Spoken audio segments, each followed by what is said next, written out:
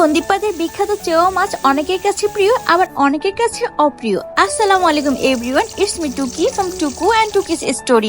চট্টগ্রাম জেলার একটি উপজেলা হলো সন্দ্বীপ। সাগরের মাঝামাঝি অবস্থিত একটি প্রাচীন দ্বীপ, যার নামই হলো এই সন্দ্বীপ, এবং এর আশেপাশের সাগরে প্রচুর পরিমাণে এই চেওয়া মাছ পাওয়া যায়। তাই চেওয়া মাছের নাম উঠলে অটোমেটিকলি সন্দ্বীপবাসীদের নাম তো চলেই আসে। যাদের কাছে এই মাছ অপ্রিয়, আমি গ্যারান্টি দিয়ে বলতে পারবো তারা কখনো এই মাছ রান্না করে খায়নি। ঠিক মতো পরিষ্কার করে রাঁধতে পারলে এই মাছের স্বাদ এত মজা যে বলে বোঝানো যাবে না। এই মাছটা বিভিন্নভাবে খাওয়া যায়, ভেজে, রান্না করে, যে যেভাবেই পছন্দ করে।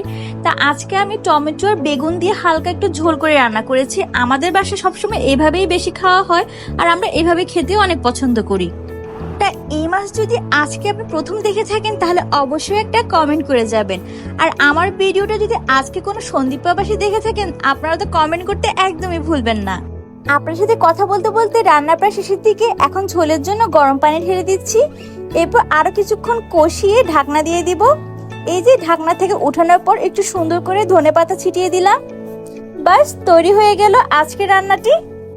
ট্রাস্ট মি, যারা কখনো চেওয়া মাছ খাননি, বাসায় একবার এভাবে রান্না করে দেখুন, আপনাদের কাছেও অনেক ভালো লাগবে। তা আজকে ভিডিও ছিল এই পর্যন্ত। আল্লাহ হাফেজ।